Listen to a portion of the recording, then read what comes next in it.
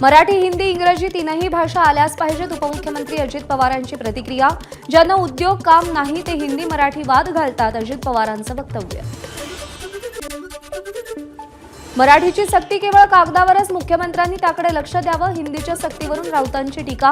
अमित शहांना इंग्रजी येत नाही म्हणून इतर भाषांवर सूड काढू नका, राऊतांची टोलेबाजी. मराठीविषयी भाजपचे लोक ठामपणे बोलत नाहीत, राऊतांचा आरोप. हिंदी राष्ट्रभाषा प्रसार करा, मात्र सक्ती नको, संजय राऊतांकडून भूमिका स्पष्ट. ही सगळी महापालिका निवडणुकी आधीची नौटंकी असल्याचीही टीका. मराठी माणसाच्या मुळावर येणारा विकास नको, केवळ सोहळे करून अभिजात दर्जा देऊन भाषा जिवंत राहणार नाही. अभिनेते दिग्दर्शक महेश मांजरेकर यांनी राज ठाकरेंची मुलाखत घेतली.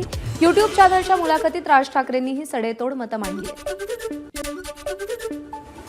मनसे कधी मराठी, कधी हिंदू, कधी बिंदू, संजय राऊतांचे टीकास्त्र. सागर बंगल्यावरून पोस्टची स्क्रिप्ट आली का, राऊतांचा सवाल.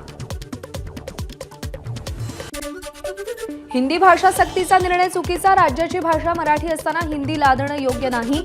मनसे नेते संदीप धुरींची प्रतिक्रिया. जाणीवपूर्वक आणि निवडणुका डोळ्यासमोर ठेवून उचललेलं हे पाऊल, धुरींचा आरोप. शालेय शिक्षणामध्ये हिंदी सक्तीकरणाच्या विरोधात मनसेचा शिवसेना भवन परिसरात आणखी एक बॅनर. आम्ही हिंदू आहोत पण हिंदी नाही, अशा आशयाची बॅनरबाजी. पहिलीपासून हिंदी भाषा सक्तीला मराठी भाषा सुकाणू समितीचा विरोध.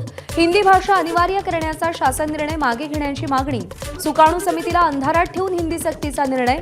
शिक्षणतज्ञ रमेश पानसेंची प्रतिक्रिया.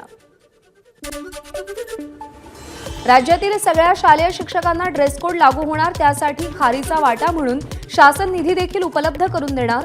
शालेय शिक्षण मंत्री दादा भुसे यांचं सुतोवाच.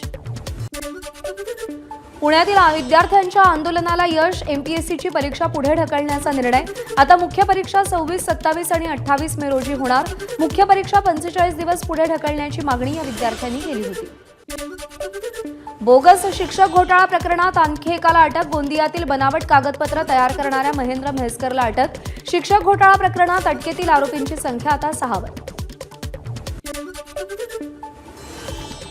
बोगस शिक्षक घोटाळा प्रकरणी सायबर सेलच्या पथकानं आधीच अटकेत असलेले शिक्षण उपसंचालक उल्हास नरड तसंच वरिष्ठ लिपिक सूरज नाईकला ताब्यात घेतलं. सायबर सेलच्या पथकानं प्रोडक्शन वॉरंटवर दोघांना 2 दिवसांसाठी ताब्यात घेतलंय. नागपूरच्या किटवई स्कूलच्या मुख्याध्यापकांनी 2 वर्षाआधी बोगस नियुक्ती केली होती. अजून एक तक्रार पोलीस ठाण्यात दाखल. 2012 पासून शासनानं शिक्षकांची भरती बंद केली होती. मात्र 2012 ते 2019 काळामध्ये अनेक शिक्षकांची बनावट भरती. निलंबित पोलीस उपनिरीक्षक रणजित कासले बीड पोलिसांच्या ताब्यात. शरण जाण्याआधीच पुण्यातल्या स्वारगेट भागातल्या हॉटेलमधून कासलेला ताब्यात घेतलं. पुण्यातील स्वारगेट परिसरातील सुंदरम हॉटेलमधून रणजित कासलेला ताब्यात घेतलंय. त्या हॉटेलचं बिल देखील कासलेनं भरलं नसल्याची हॉटेल कर्मचाऱ्याची माहिती. मतदानाच्या दिवशी धनंजय मुंडे कराडच्या कंपनीतून 10 लाख रुपये आपल्या खात्यावर आले. रणजित कासलेचा आरोप. धनंजय मुंडे चुकीच्या पद्धतीनं निवडून आले, कासलेचा दावा. नाशिकमध्ये पोलिसांवर दगडफेक प्रकरणी एमआयएम शहराध्यक्ष मुख्तार शेखला अटक. शेखला रात्री उशिरा अटक केल्याची एसीपी मिटकेंची माहिती. नाशिकच्या काठेगल्ली ते पखाल रोड परिसरात पोलिसांचा बंदोबस्त तैनात. दर्ग्याच्या जागेच्या दिशेनं जाणारा रस्ता सलग 3ऱ्या दिवशी बंद. आज रात्री रस्ता वाहतुकीसाठी सुरू होणार का, याकडे लक्ष. श्रीगोंदा शहर आज 2ऱ्या दिवशीही बंद. संत शेख मोहम्मद महाराज मंदिर जीर्णोद्धारासाठी बंदची हाक. मोहम्मद महाराजांच्या वंशजांकडून जीर्णोद्धाराला आडकाठीचा आरोप. सिंधुदुर्गातील सिद्धिविनायक बिडवलकर हत्येप्रकरणी आरोपींवर मकोका लावा. वकील किशोर वरक यांची सिंधुदुर्ग पोलीस अधीक्षकांकडे मागणी. बीडपेक्षाही सिंधुदुर्गात वाईट अवस्था. बिडवल हत्या प्रकरणावरून राऊतांची सरकारवर टीका. बीड फडणवीसांच्या हातातून गेलेलंच आहे. वकील महिलेला करण्यात आलेल्या मारहाणीवर संजय राऊतांची प्रतिक्रिया. एसीपी आणि कलेक्टर यांच्याशी चर्चा केली असून योग्य त्या कारवाईच्या सूचना दिल्या. उपमुख्यमंत्री अजित पवारांची बीड महिला वकील मारहाण प्रकरणावर प्रतिक्रिया. वेदिका चव्हाण या 12 वर्षीय मुलीचा नदीत बुडून मृत्यू. यवतमाळ जिल्ह्यातील काठोडा पारधी बेडा गावातला प्रकार. पाण्यासाठी नदीवर गेली असता पाय घसरून नदीत पडली. दारात पाण्याची पाईपलाईन वर्षभरापासून धूळ खात. पाण्यासाठीचा संघर्ष मुलीच्या जीवावर बेतला. आर्णी तालुक्यातील पाणी टंचाईवर तहसीलदारांसोबत बैठक 7 दिवसात पाणी टंचाईवर तोडगा काढण्याबाबत सूचना दिल्याची स्थानिक आमदार राजू तोडसाम यांची माहिती। यवतमाळच्या आर्णी तालुक्यातील वेदिका चव्हाणच्या मृत्यू प्रकरणी चौकशीचे आदेश दिलेत आदिवासी विकास मंत्री अशोक उईके यांची माहिती। पाईपलाईन टाकलेली असताना पाणी का मिळालं नाही त्याचीही चौकशी करण्याचे आदेश दिल्याची उईकेंची प्रतिक्रिया। विकसित महाराष्ट्र 2047चं उद्दिष्ट साध्य करण्यासाठी मुख्यमंत्र्यांच्या अध्यक्षतेखाली सल्लागार समितीची स्थापना। 2027 पर्यंत महाराष्ट्राची अर्थव्यवस्था $1 ट्रिलियन तर 2047 सालापर्यंत $3.5 ट्रिलियन पर्यंत पोहोचवण्याचं उद्दिष्ट।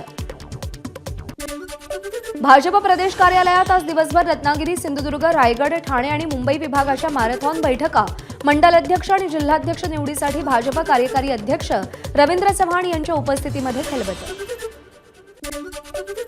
मुंबईत भाजपत 33% मंडल अध्यक्ष पदांवर महिलांना संधी दिली जाणार, त्याबाबत मुंबई कोर कमिटीच्या बैठकीत निर्णय झाल्याची सूत्रांची माहिती।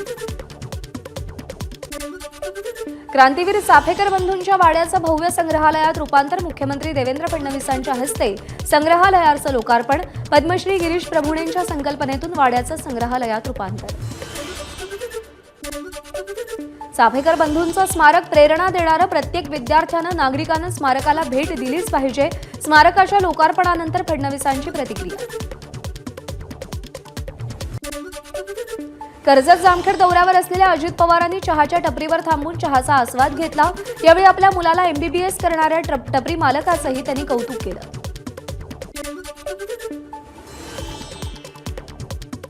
कल्याण ग्रामीणचे आमदार राजेश मोरे यांच्याकडून रस्ते विकास महामंडळाच्या अधिकाऱ्यांसह पलावा काटई उड्डाण पुलाची पाहणी। 31 मे पासून पूल वाहतुकीसाठी खुला केला जाणार असल्याची माहिती दिली। पुणे मुंबई महामार्गावरील खंडाळा घाटात वाहतूक कोंडी, वाहनांच्या लांबच लांब रांगा, सलग सुट्ट्यांमुळे पुण्याच्या दिशेने जाणाऱ्यांची गर्दी। धाराशिवच्या उमरगा तालुक्यातील तलमोड चेकपोस्ट बंद करण्याच्या मागणीसाठी मोटर मालक संघटना आक्रमक। शासन आदेशानुसार 30 एप्रिलपर्यंत चेकपोस्ट बंद न केल्यास 3 मे पासून संघटनेकडून चेकपोस्ट बंद करण्याचा इशारा। नाशिकमध्ये सीएनजी गॅसचा तुटवडा, 25 एप्रिलपर्यंत सीएनजी पुरवठा सुरळीत न झाल्यास 26 एप्रिलपासून गॅस वितरण बंद ठेवण्याचा पेट्रोल पंप चालकांचा MNGL कंपनीला इशारा। पुण्याच्या कोंढव्यामध्ये टोळक्याचा धुडगूस, कोयत्यानं 21 वाहनांची तोडफोड, 6 जणांवर गुन्हे दाखल। तोडफोडीची संपूर्ण घटना CCTV कॅमेऱ्यात कैद। नाशिकमधील काठेगल्ली सिग्नलवर एका रिक्षाचालकाची मुजोरी, सिग्नल तोडून थेट रिक्षाचालकानं पोलिसाच्या संघावर रिक्षा घातल्याचा व्हिडिओ।